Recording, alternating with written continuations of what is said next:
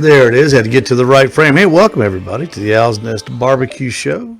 Coming to you live from Ottawa, Tennessee. We're brought to you tonight by Butcher Barbecue and all the great products by David Bosca and the good folks at Butcher Barbecue. We're also brought to you by our newest sponsor and our newest product, CookinPellets.com.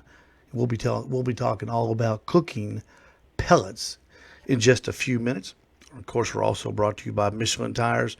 When your family is in your car, don't trust anything else to propel that car safely than to ride on Goodyear. I'm sorry, Goodyear tires. That's great, Steve. Michelin tires. I don't even sell Goodyear tires. Michelin tires. The best tires you can buy for the money. And don't forget, when it comes to flavor, again, Butcher Barbecue. And I'd like to remind everybody that we are... You know why I did that? Because I read the wrong thing. Here it is.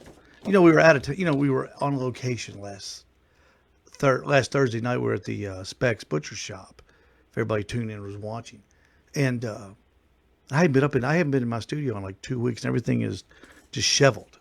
I mean, just disheveled.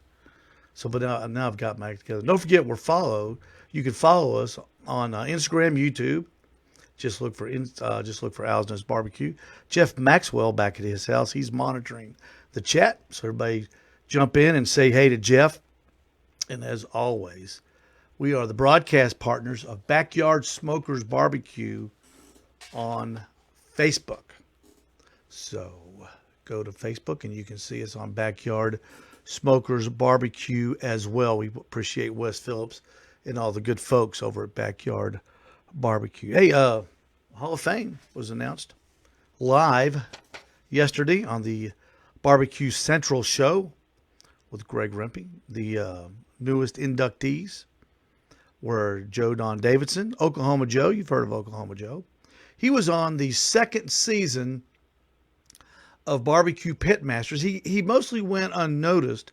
A lot of people don't remember Joe Davidson being on Barbecue Pitmasters, but he was on one of the competitors on the second season of Barbecue Pitmasters. And of course, his claim to fame is, of course, Oklahoma Joe Smokers and Joe's Barbecue in Kansas City, which is normally considered the best barbecue restaurant in Kansas City. And I know, Slaps Barbecue and Arthur Bryant, and here they come. I know. But I didn't say it. It's just universally known as the best barbecue restaurant. Aaron Franklin's Barbecue down in Austin, Texas. The Master of Brisket was also not inducted, but he was voted into the Hall of Fame. And Desiree Robinson from Cozy Corner Restaurant in Memphis. I've never been there. I don't know much about Ms. Robinson, but I know she's been doing that a long time. And all three deservedly so recipients of the Barbecue Hall of Fame. Hang on just a second. I've got to do one thing here. Okay. Here we go. All right. We can start the broadcast now as we are recording to the podcast. Tonight's guest is somebody I've just met recently through the acquisition of buying pellets from them. We're going to go to the Butcher Barbecue Hotline and welcome Junior from CookinPellets.com. Hello, Junior. How you doing? Man, I'm doing great. Any better, I'd be Donald Trump. How's everything up in Racine, Wisconsin? Really, very, very good. I like that you like me, Donald Trump. Doing good. Busy. No, that's just something I say. We don't do politics, but just I've always said that's kind of my opening line. Racine, Wisconsin, of course, famous for the hideout of one John Dillinger, I believe. Isn't that correct? Mm-hmm. Yeah, well, we watched that movie with what's that real famous guy? You know who I'm talking about? Junior from Cookin Pellets? No. Junior from Cookin Pellets isn't dangerous. I forget the guy's name. But anyway, it was called... Al Capone? No, it was about John Dillinger. The guy who played John Dillinger, a real famous guy. But great movie. But anyway, I digress. Junior from CookinPellets.com. And Junior, I got to say, hooking up with you and Chris so far in my early stages of my barbecue supply store has been one of the more positive actions that I have taken, and one of certainly looking for it to be one of the more profitable things that I've got in the store. We received the pellets that we ordered yesterday. We had 2 tons of pellets delivered on the truck. I want you to know that the delivery service and the service I got from Cooking Pellets, you and Chris, was 100%, man. Not a snag in the supply chain whatsoever, and I really appreciate that. And I guess that's probably, is that your responsibility or is that Chris's responsibility, making sure those pellets get out to places like the Owl's Nest Barbecue Supply Store? It's actually mine and his wife Julie's. She's the main person that does all the logistics. Oh, okay. So she and you make sure that they get to guys like me. Yep. Well, y'all did a fantastic job, I got to tell you. And and I'm going to use this, Junior, to kind of get a thank you, Kim Fowler. It was Johnny Depp who was the actor. Thanks, Kim. My friend in Knoxville, she reminded me that it's Johnny Depp. Hey, Steve Jordan, Ken Chernak is also with us, Junior, and Bob Cook has joined us in the chat room on the Owl's Nest Barbecue Show Facebook page, on the Owl's Nest Barbecue page. Let's talk a little bit about pellets, Junior. I know very little about pellets, having only introduced myself to a pellet smoker within the last 4 to 5 months. On your package, I'm going to just read what's on your package. 100% wood product, no fillers, no. I thought it was strange. No oak, no alder. I am assuming that each pellet is 100% wood without any additives. Am I correct? You are 100% correct. So when I order hickory pellets, tell me what goes into making a cooking pellet hickory pellets. 100% real hickory wood. That's the key. And nothing else. Yep. The FDA don't have control on what you can say and put onto the bags of pellets. So you could take a bunch of junk wood and throw it in a bag, and if you throw 1 or 2 sticks of hickory in it, you have every right to call it 100% hickory. Okay. So that's one of the regulations that us at Cookin Pellets are trying to get changed. So kind of like, there's people out there that are adding oils and all kinds of different things to it, and it's really messing up the market. Yeah. Before we get into the different things, how did Cookin Pellets come to be? What was the impetus for creating a company that specialized in just pellets? Our owner, Chris, decided to order a Traeger back in 2004. Mm-hmm. And he got the Traeger, he got the pellets, and he started doing the barbecue, and he tasted it. He's like, yeah, there's got to be something more than this. This is ridiculous. And so Chris is the kind of guy that knows that when he sees something he don't like or he thinks he can change it, he just dives right in and does it. So 16 years later, Cookin Pellets was born. A lot of trials. How well, I mean, do y'all own a forest, or how do y'all how do you? Yes. I don't even know how you make a pellet. How do you make a pellet? We own forestry, and we own a few mills. Okay. And so we just harvest our wood, and the mills do their thing. Now, do they take the tree and kind of lead us through the process? Do they take the tree and grind it up, or do they make planks and y'all take the sawdust out of, what part goes in the pellet? Well, the first thing they do is debark it. Mm-hmm. And that's one of the biggest things that we say about the no fillers in our product is we don't have any bark in there. I like that. Bark can actually be a little poisonous Mm-hmm. if it's really consumed a lot. Right. So but we debark it, and then it gets chopped up and ground up, and then gets thrown through the pellet mill. And they got these dies that, with the heat makes them compress into a pellet, and then the die cuts it at a certain length. Now, I'm not 100% sure on how exactly this works, so I could be messing stuff up, but I think that's just the gist of it. Well, you've been around it long enough to, I guess, to kind of get a feel for it. So are all the lengths, are they all uniform or pretty close, or does that even matter in the pellet business? It does matter, and we do keep ours uniform. Okay. Sometimes they get a little longer, and that's going to happen with every single mill. Anything you do, it's just, the machine is a machine. Mm-hmm. And sometimes, once we see the machine not going right, we got to get on it. And that's what the people at our mills do. They pay attention to that.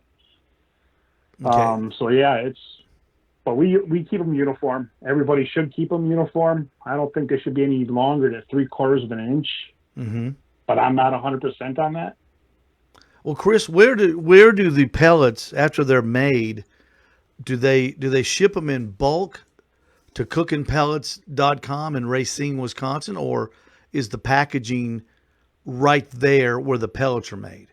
Because No, the 40 we get our 40-pound bags bags made. are huge. Yeah. And you wouldn't believe how many times we get calls like, can you make a 20-pound bag? Can you make a 20-pound bag? But we're sticking with the 40-pound. That way we're not handling a million different things. And nowadays the hoppers are getting bigger and bigger, so the 40-pound bags are actually starting to be a lot more feasible. Mm-hmm. But to go back to your other question, we get our bags made, and then we send our bags to our mills, and then the mills bag them there. So they make them, bag them, ship them to us, and then we have to do our thing down here and building pallets and shrink wrapping pallets and Mm-hmm. boxing them and all that neat stuff. You must have a tremendous warehouse. We do. We at any time have 400 to 500,000 tons of pellets on the floor. Oh my gosh! Because Yep. folks, I'll tell you how big a ton of pellets is when you stack the two pallets of here we go. When you stack the two pallets of pellets next to each other in a semi truck delivery truck, there is all you could not slide a credit card between the pallet and the wall of the truck almost. It is that they are that big and they're tight.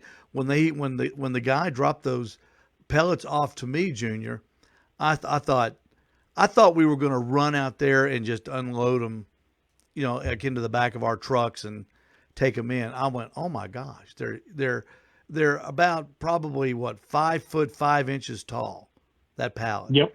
Because I'm 5'8" and I was barely looking over it. I know I appear much taller here on the internet, but I am only 5'8". And I want you to know, Junior, that we got both of those pallets into the store. I personally moved and stocked the first pallet of hickory of pellets all by myself, moving 50 40-pound bags of pellets. And Oh, that's a lot of work. well, that was the last one I moved because the rest of them got moved by the crew. And the next time they come in, they will be moved by the crew as well. But Chris, or Junior, I tell you, as soon as we got them in, I posted it on social media, through my advertising channels, and the response to your company and to your brand was incredible. I've already sold a dozen bags of these things, and I have barely had them 16 hours in my store already. People were calling me, coming by. I had one guy came by just to look at them. He said, I don't need them now, but I wanted to make sure that you actually had them, because he said he's heard so much about them, and they're rated as one of the top 3 pellets in the country. And to me, I didn't realize what a political football cooking pellets, not yours, but pellets in general were. What are the differences in pellets? Because it's a it's quite a conversation piece online and in all the forums. Well, a lot of people are under the assumption that wood is wood, and that's just not the case. And I don't even have to make an argument for that because all I have to do is say, look at our product compared to everybody else's, and there's the difference. That's the reason why we're in the top three, is because there are different species of wood. There are different woods that burn differently, have better flavor profile, and create less ash. One of the biggest things is a lot of these places like to put filler in them. And it's not like, when you say filler, it's not like you're just throwing junk in it, but they're throwing a bunch of different woods in it that aren't the best for burning. A lot of them are good for the BTUs. Mm-hmm. So when you start getting you start getting your smokers up to 600, sometimes that's not a good thing, because that just means the fuel that you're using is cut with something that's not as flavorful and as good as you think it is. And we get that call a lot, that, hey, I could only get your pellets up to 450. And we tell everybody that, our pellets shine at 400 degrees.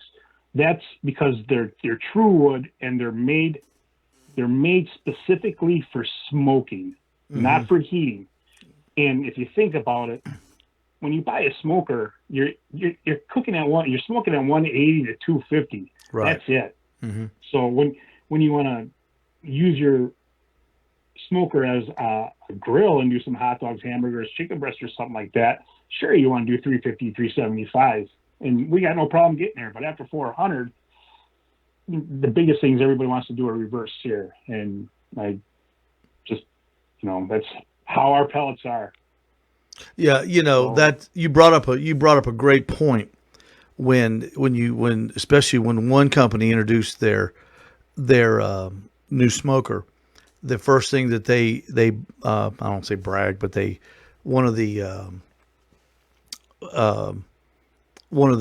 facets of their smoker was it'll get up to 600 degrees.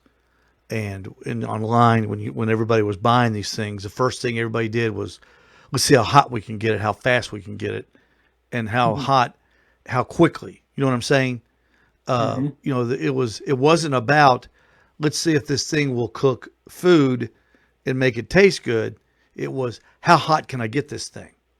Right out of the box.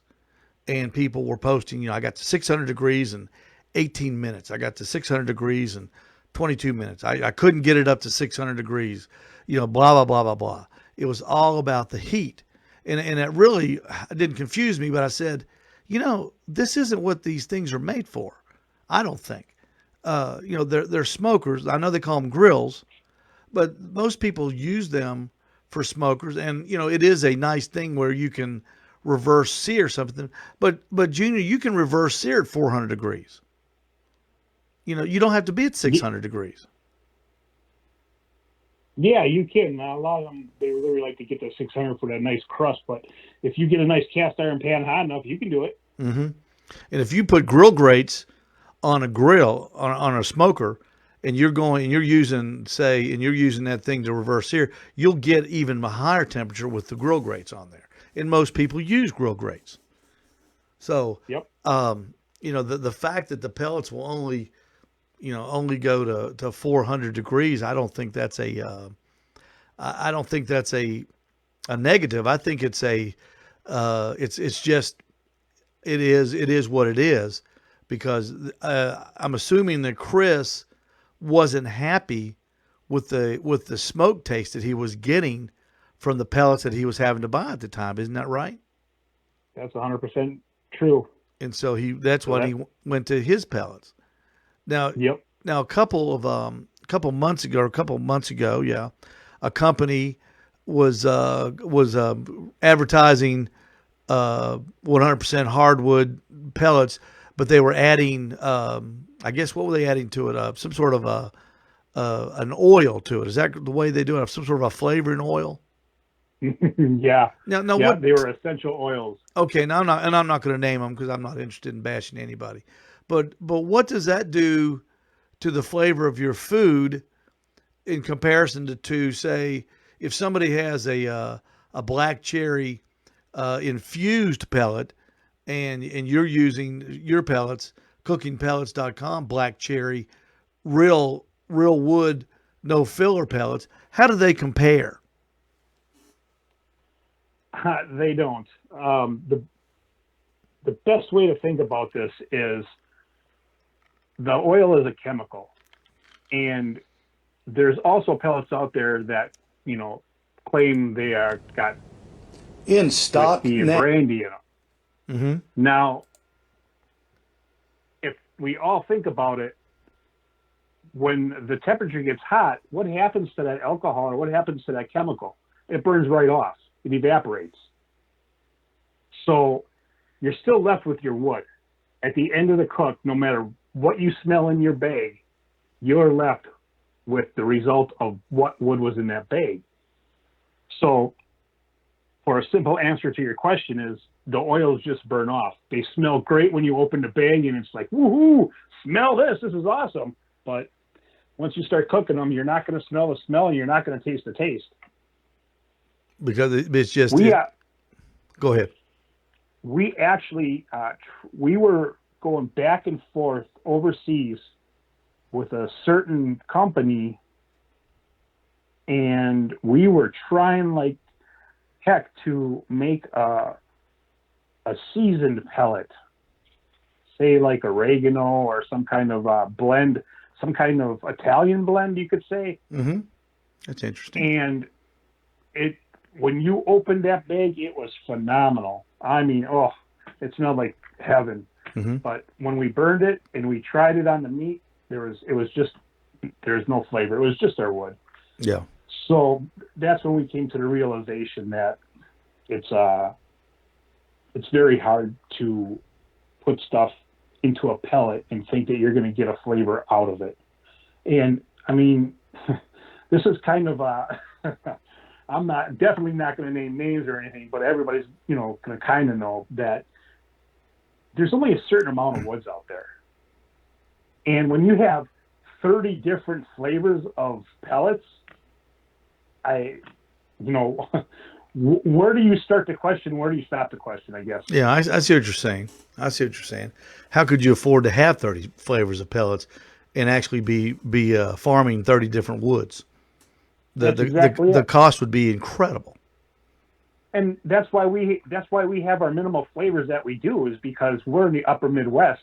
Our mills are up here, and to get any, we're looking for peach, we're looking for pecan, we're looking for post oak, mesquite, but everything's southern, and to get it shipped up here is just astronomical. Mm-hmm. So, and that's it's one of the reasons why we don't have any of them right now. We are diligently looking for something. We have our hands on a couple things, but unfortunately it takes a little while. So we've got the cookingpellets.com blend, and that has, tell me the woods that are in there. I don't remember. We got hard maple, and that's pretty much the base of the pellet. Mm-hmm. We have cherry, we have apple, and we have 100% hickory. Okay, that's it. And then you call it the party flavor in your mouth. I haven't had a chance to try it yet, because the particular smoker that I own, the particular pellet smoker I own, has a poltergeist in its computer system and has a mind of its own, and you have to deal with that every time you use it. It's a brand X that we won't be selling. But anyway, I digress. So then we have the hickory, and then the black cherry. And that black cherry, when I put that on social media, I'm not kidding. My cell phone, I got like 3 calls in 15 minutes. Now, and everybody say that's not a big deal. Well, when you've got a little barbecue supply store, your phone doesn't ring a whole lot. You know what I'm saying, Junior? Nobody's nobody's sitting at home wondering, I wonder if Steve's got black cherry pellets. And the calls were, man, I'm glad you got those. I love using those, and they're hard to find around here. The cookingpellet.com Your pellets were hard to find, or I was looking online and saw how they're rated in the top three pellets of in the United States for quality and taste.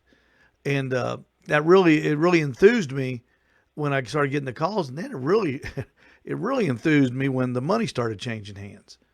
When people That started helps. buying them, I mean, it's an incredible product that you've got, and I just couldn't wait to get somebody from the company on and talk about it on the show. Um, what um what what else is coming down the pike from cookinpellets.com?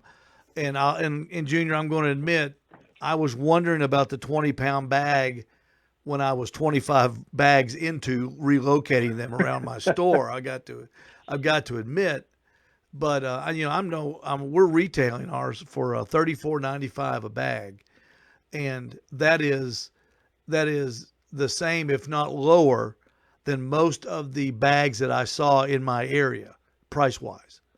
And we saw a few Brand X bags. These things compete at the same level as the big box stores, don't they? Yeah, and that's a good point that you brought up. Is a lot of people don't understand or seem to look at it that way.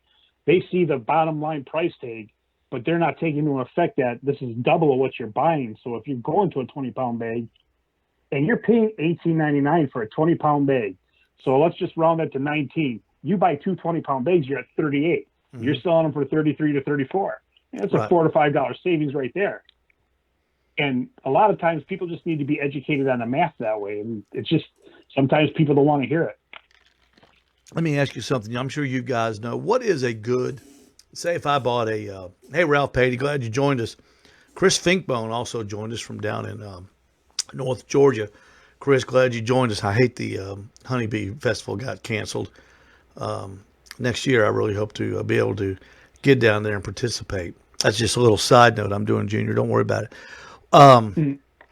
Gosh, it threw me off my train of thought. What kind of container do y'all recommend? Say I buy my 40-pound bag, or I bring my 40-pound bag home like I will this weekend.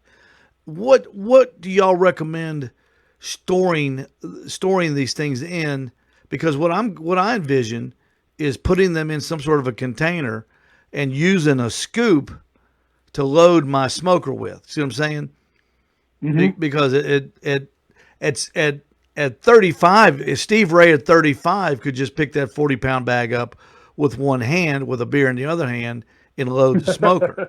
61-year-old Steve Ray I can pick the 40-pound bag up, but manipulating it becomes a challenge. So how do y'all recommend storing these things and then getting them into your smoker? Or do you even? Oh yeah, definitely. There's a lot of different ways. We do 5-gallon pails. Some people get these containers. They got a kind of like a screw lid on, kind of like the back of a jet ski or a boat. It screws on and it's weather tight. They have them, and like you said, they use a scoop and do that. There's a lot of different ways, and I've seen a lot of genius ways that people have done it.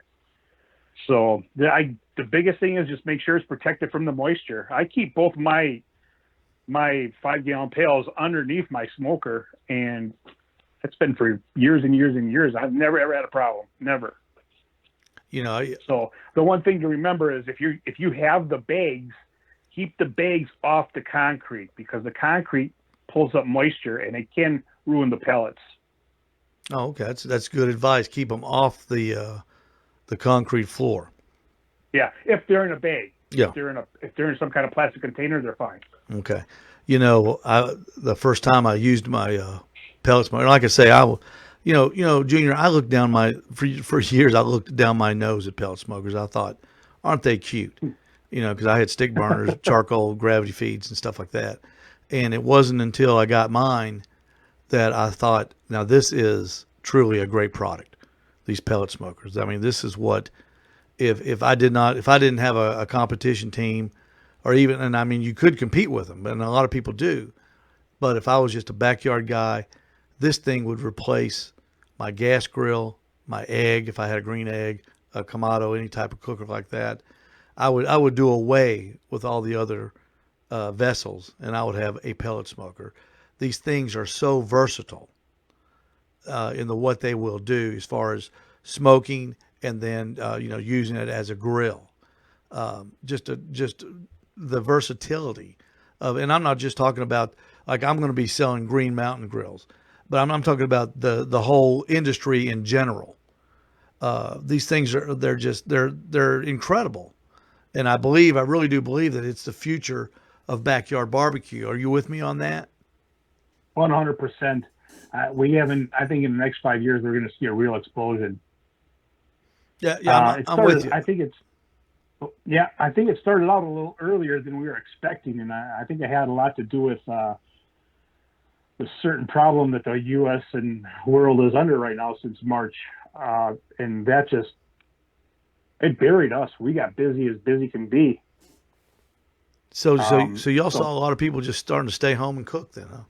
yep, yep, and a lot. I mean, within a month, I had probably about 10 plus of my own friends. I'm getting this, I'm getting that, blah, blah, blah, blah, blah. What do you recommend? I'm like, whoa, where is this coming from?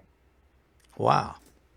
Yeah. I knew the grill business was good, but that of course that just means that the pellet business would be good too. Yep. You bet.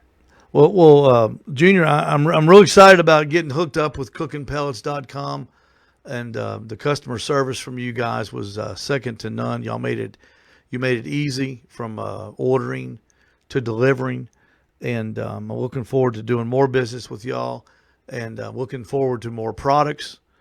Anything pellet related? Anything coming down the line? Maybe a line of storage containers or anything like that?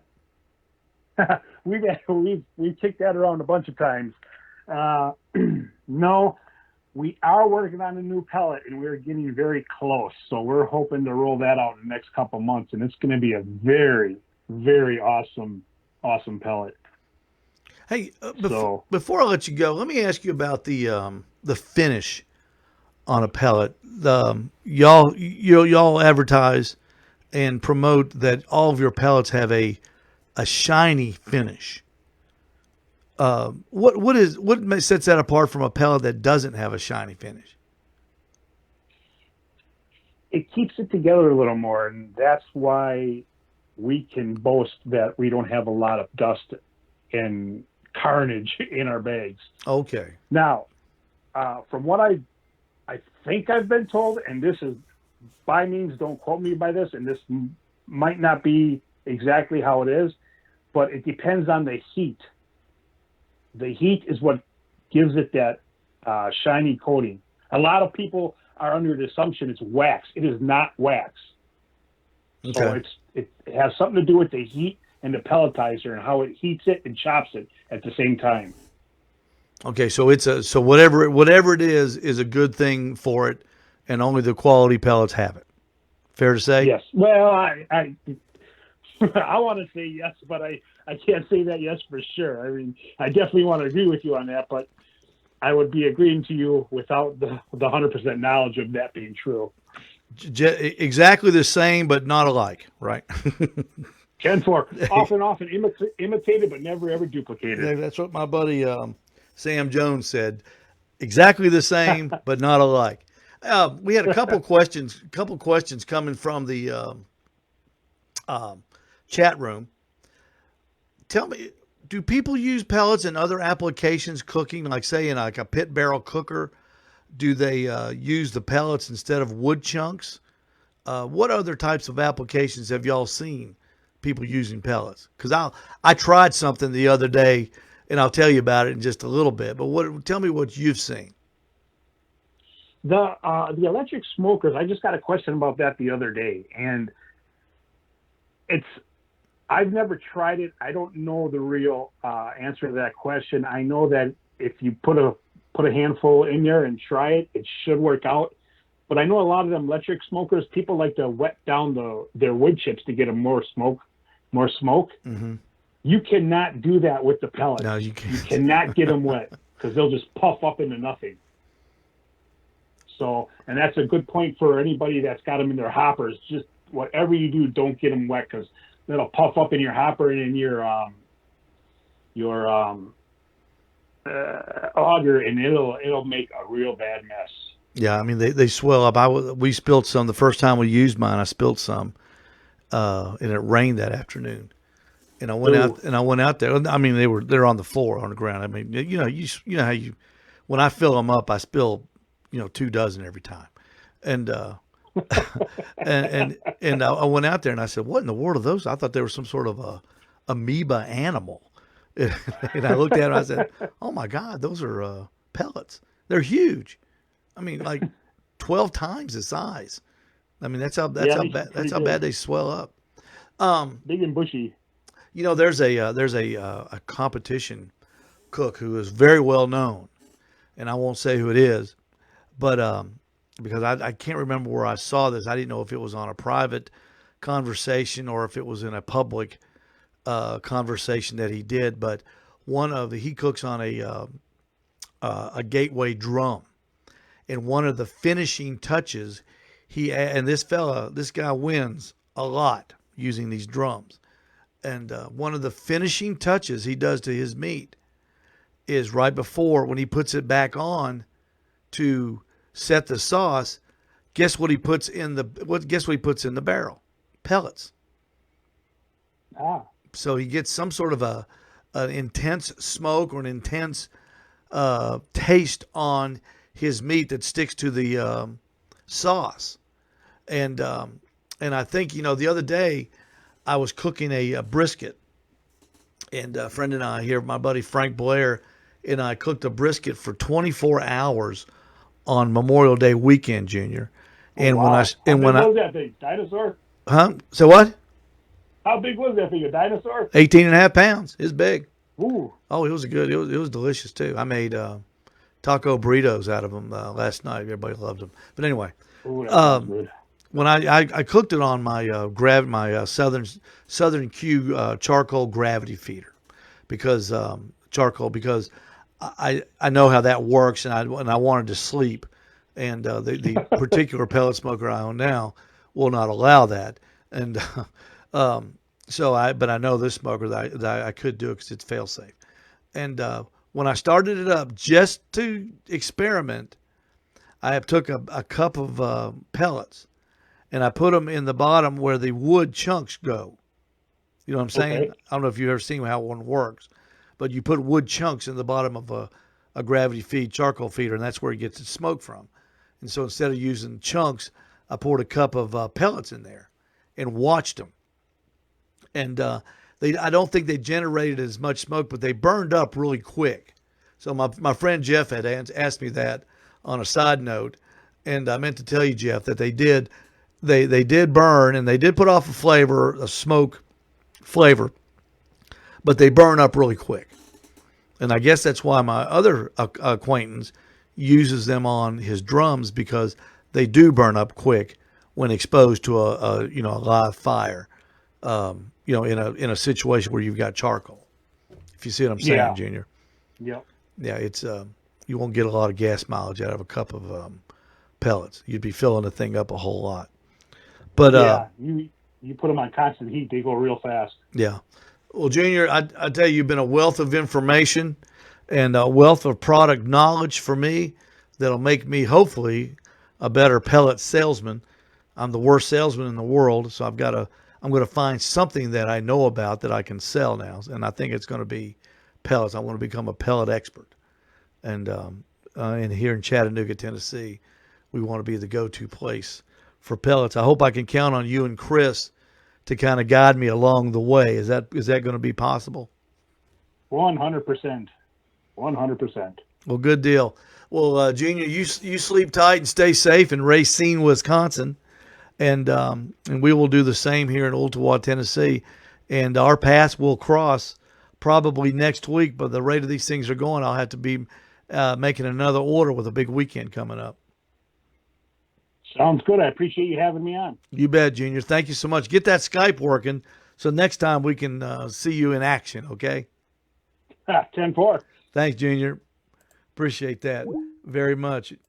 That's Junior from cookinpellets.com. What a fine young man. And I'll tell you, folks, they are great people.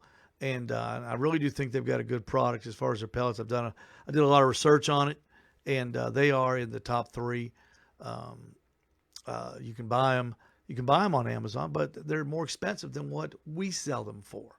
So you don't have to go to Amazon to get these things. You can simply drive out to Ottawa and buy them at the Owl's Nest Barbecue Supply right there in Ottawa. Again, I want to thank Junior from CookinPellets.com for being on the show. And just to go over the inductees for the 2020 Barbecue Hall of Fame, and these are courtesy of the Barbecue Central show, where the announcement was made live yesterday at 3. Joe Don Davidson, Oklahoma Joe. Aaron Franklin from Austin, Texas, the famous Franklin's Barbecue.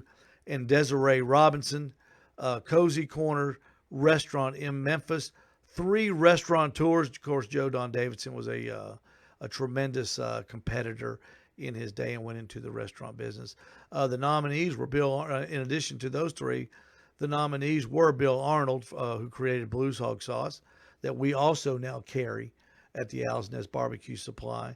Meathead from AmazingRibs.com, John Marcus, the inventor of barbecue television, Rodney Scott from over in North Carolina in Hemingway and Charleston, Scott's Barbecue, also Birmingham and coming to Atlanta.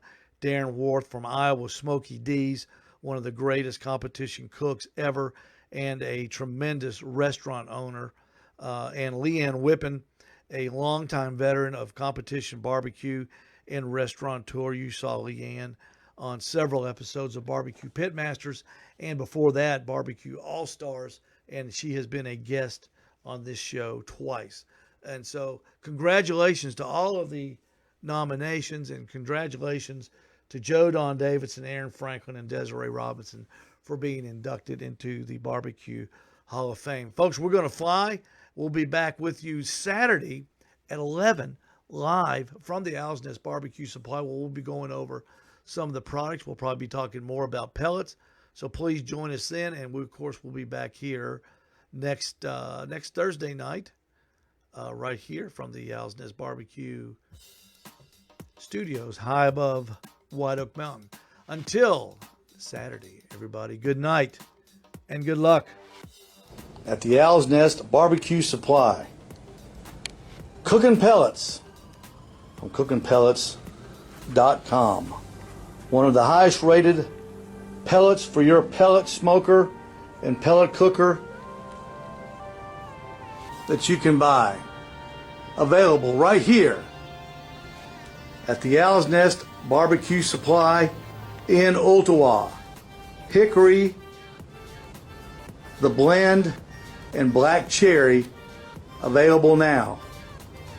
Here at the Owl's Nest Barbecue Supply in Ottawa. Look at all this stuff we got. Look at all this stuff we got. Come see us in Ottawa, Tennessee. And see the new Cookin Pellets from CookinPellets.com. See you soon. In stock now at the Owl's Nest Barbecue Supply. Cookin Pellets from CookinPellets.com.